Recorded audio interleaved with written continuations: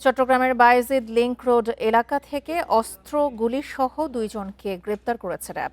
গতকাল লিংক রোডের পাশে একটি বহুতল ভবনে অভিযান চালিয়ে তাদের গ্রেপ্তার করা হয়।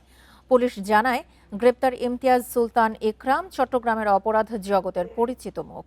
গত 5 নভেম্বর চট্টগ্রাম 8 আসনের বিএনপির জনসংযোগ কর্মসূচিতে সন্ত্রাসীদের গুলিতে নিহত সারোয়ার বাবলার ঘনিষ্ঠ সহযোগী ছিল ইকরাম। গ্রেপ্তার আরেক ব্যক্তি আবুল কালাম আজাদ, ইকরামের গাড়ি চালক। বিকাশ পেমেন্টে 10,000 টাকার বেশি অফার। শপিং চলছে তো।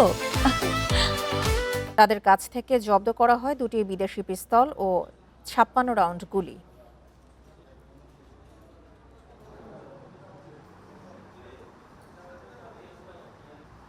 সে অস্ত্র কেনাবেচা করার জন্যই গিয়েছিল।